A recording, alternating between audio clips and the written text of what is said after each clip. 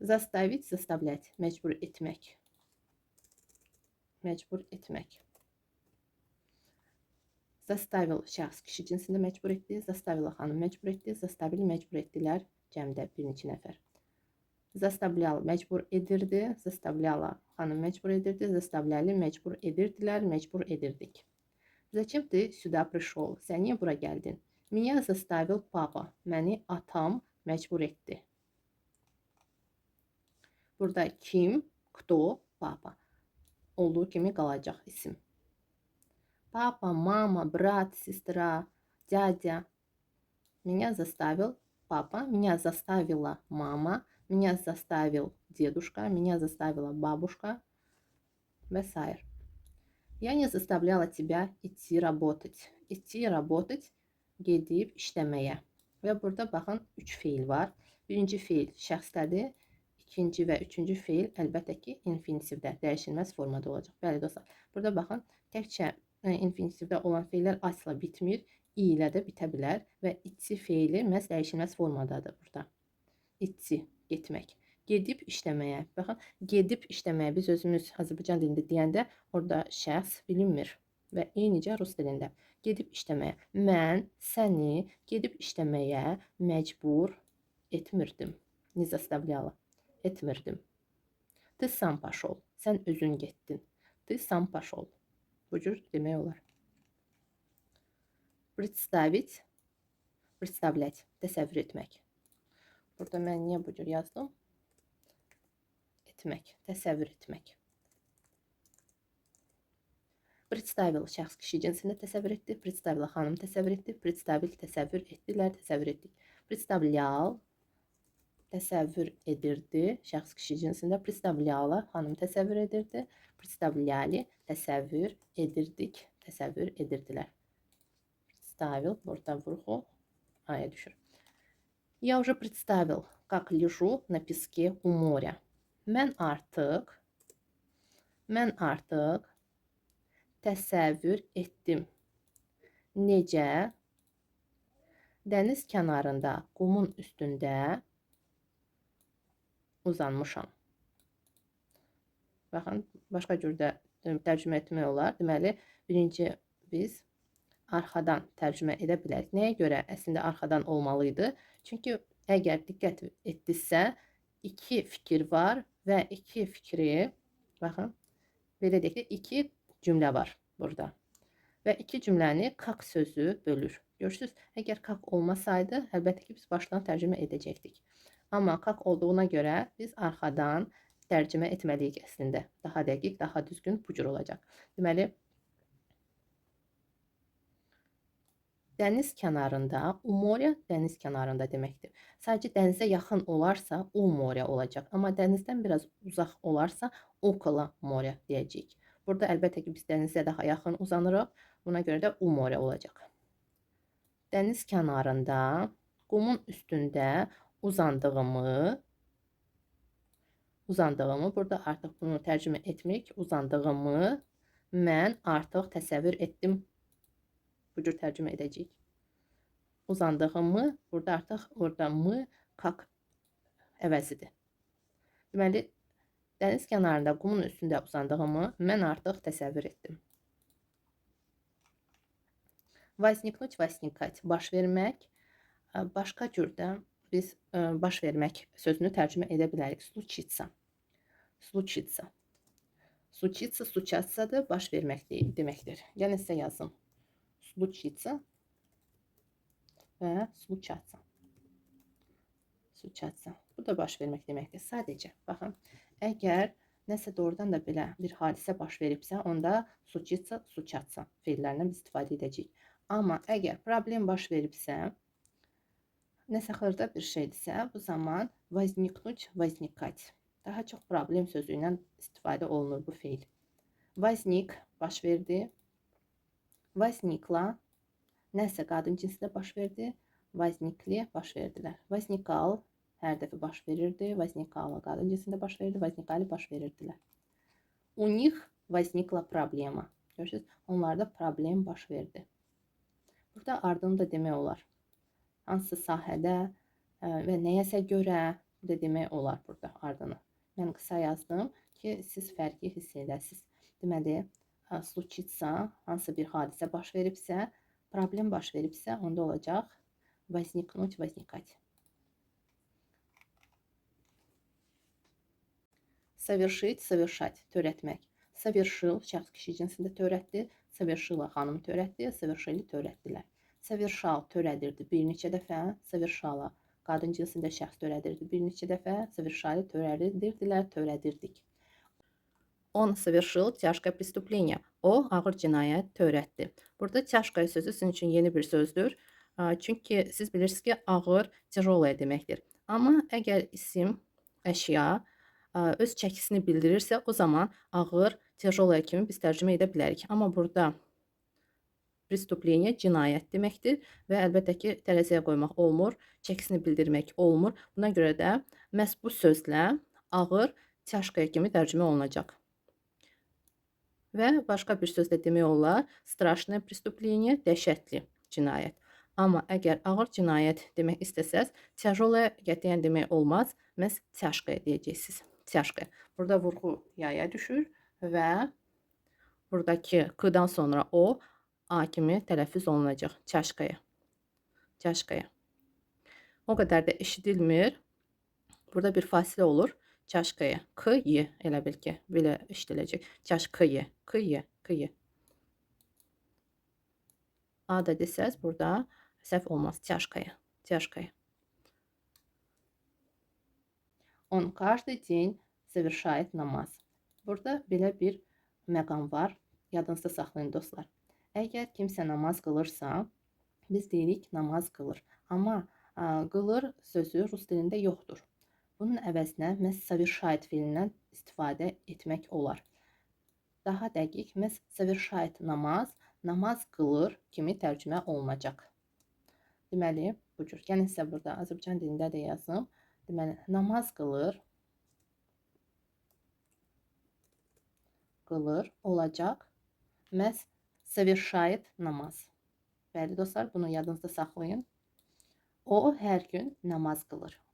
Və yaxud mən hər gün namaz qılıram. Я каждый день совершаю namaz. Burada hər gün dediyimiz halda əlbəttə ki, feildir bu. Feil indiki zamanda olacaq və o dedikdə məhz burada yet olacaq. Burada mən sadəcə bu feili verdim, bu məqamı başa salmaq üçün. Burada sadəcə diqqətli olun. Əgər biz hər gün deyiriksə, onda feil keçmiş zamanda ola bilməz. Məhz indiki zamanda olacaq. Və yet şəkilçisi o-ya aiddir. Əgər mən deyirəmsə, onda я совершаю namaz. Ümumiyyətlə deyiriksə, mən namaz qılıram, onda каждый день sözündən istifadə etmirik. Sadəcə deyirik я совершаю namaz. Или он совершает namaz.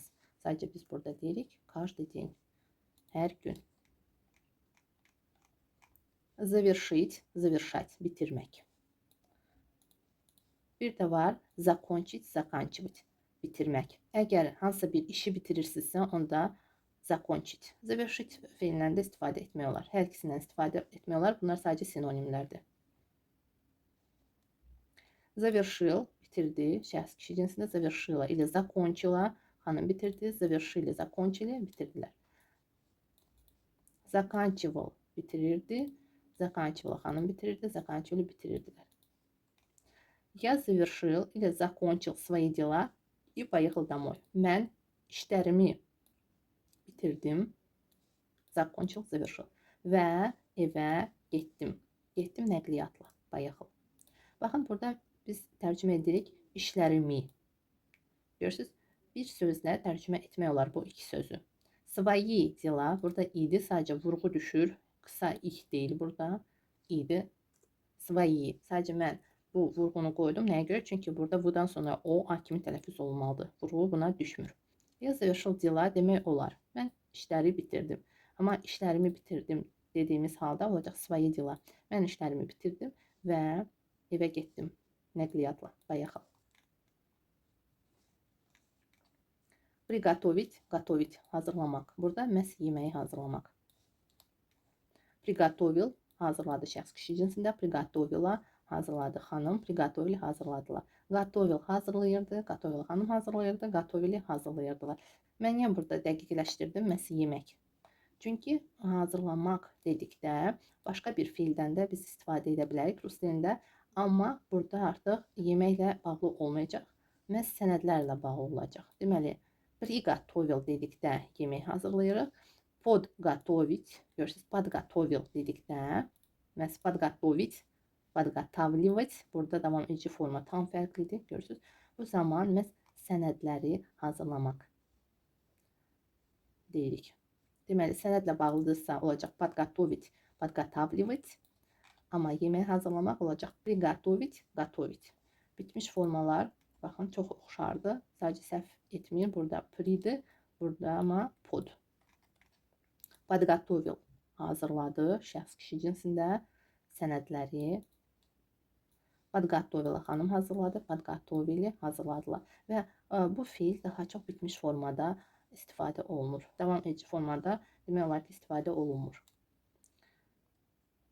Az istifadə olunur, uzun cümlələrdə daha çox istifadə olunur. Она подготовила все документы и была готова уехать за границу. O bütün sənədləri hazırladı və xaricə getməyə hazır idi.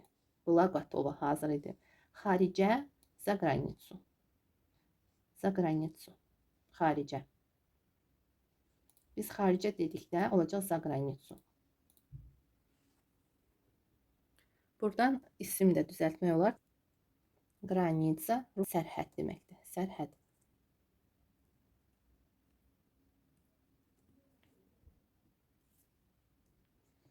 Amma xaricə olacaq za границу. Защитить, защищать, qorumaq. Защитил, qorudu, şəxs kişi cinsində. Защитила, qadın cinsində. Защитили, cəmdə, qorudular. Защищал, qoruyurdu. Защищала, xanım qoruyurdu. Защищали, qoruyurdular. Зачем ты меня защитил? Sən məni niyə qorudun? Başqa cür də demək olar. Зачем ты был на моей стороне? Niyə sən mənim tərəfimdə idin? Может быть, я была не права. Bəlkə mən haqlı değildim. Baxın, prав, haqlı, не прав, haqlı değildim.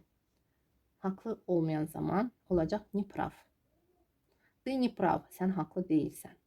Я не права, mən haqlı değilim. Burada xanım deyir deyə olacaq может быть, я была не права. Görürsünüz, alar nə zaman əlavə olunur? Məhz qadın deyirsə, şəxs qadın cinsdə deyirsə, olacaq может быть, я была не права və burada на моей стороне, mənim tərəfimdə. Burada artıq bu şəkilçilərə görə biz bilirik ki, deyən şəxs xanımdır və kimə deyir? Burada artıq bəllidir, məhz был sözü ilə. Xanım kişi cinsində şəxsdən soruşur. Зачем ты был на моей стороне? Sən niyə mənim tərəfimdə idin? Может быть, я была не права. Bəlkə mən haqlı değildim. Bəlkə burada может kimi tərcümə olunur. Bəlkə mən haqlı değildim. Değildim. Может быть, я была не права.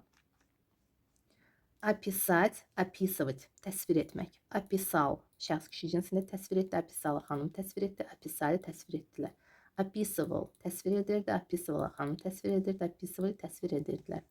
Он описывал реальные события из своей жизни. O, öz həyatından olan real hadisələri təsvir edirdi. Burada təsvir edirdi deyəndə məhz real hadisələri danışırdı. Описывал da demək olar və рассказывал da demək olar. Он рассказывал реальные события из своей жизни. Və məhz təsvir edirdi. Описывал. Он описывал реальные события из своей жизни. Представить, представлять, təsəvvür etmək və təqdim etmək kimi də tərcümə edilə bilər. Deməli, əgər nə isə onda təsəvvür etmək, əgər kimisə представить, представлять məhz təqdim etmək kimi tərcümə olunacaq. Və bir də təqdim etmək sözünü başqa cür də tərcümə edə bilərik. Предоставить. Burada amma nə isə kiməsə təqdim etmək. Burada təqdim etmək kimisə, amma biz nə isə kiməsə veririksə, təqdim ediriksə, bu zaman təqdim etmək məhz предоставлять kimi tərcümə olunacaq. Предоставлять və предоставить. Предоставлять davamıcı formadadır. Предоставить bitmiş formada olacaq. Предоставить. Yəni yazım sizə burada. Предоставить. Предоставить. Предоставить bitmiş formadır. Предоставлять davam edici formada. Burada əgər nəyisə, kiməsə biz təqdim ediriksə, veririk bir sözlə. Vermək sadəcə datdır. Amma hansısa bir sənədləri, hansısa bir müəssisəyə biz təqdim ediriksə, onda olacaq предоставить, предоставлять fiil. Я не мог представить, как это будет. Burada как sözü var və arxadan başlayır. Bunun necə olacağını mən təsəvvür edə bilmirdim. Не mог. Baxın, sadəcə burada bir fiil var. Bu fiil keçmiş zamandadır. Buna görə də ikinci fiil представить artıq infinitivdə olacaq. Dəyişilməz formada olacaq. Deməli, bunun necə olacağını, будет olacaq. Bunun necə olacağını, bunun əvəzinə də siz deyə bilərsiniz. Nəyi? Они представили новый продукт на презентации. Новый продукт, yeni məhsul. Yeni məhsulu onlar prezentasiyada təqdim etdilər. Burada kiməsə vermədilər həmən məhsulu, sadəcə təqdim etdilər. O deməkdir ki, tanış etdilər. Bu zaman məhz bu feildən biz istifadə edəcəyik. Представили. Deməli, təqdim etmək, tanış etmək mənasında olarsa, kimisə və yaxud nəyisə olacaq представить, представлять. Təqdim etdilər. Və əgər предоставить, предоставлять feilindən biz istifadə etsək, deməli formalarda sizə yazdım. Предоставил təqdim etdi şəxs, kişi cinsində, предоставила xanım təqdim etdi, предоставили təqdim etdilər. Я предоставила им всю информацию о себе. Mən onlara özüm haqda bütün məlumatları təqdim etdim. Предоставила. Burada diqqətli olun, vurğu to-dan sonra aya düşür və buradakı y i kimi tələffüz olunur, o a kimi tələffüz olunur. Предоставила. Предоставила xanım təqdim etdi. Мы предоставили им все документы. Biz onlara bütün sənədləri təqdim etdik.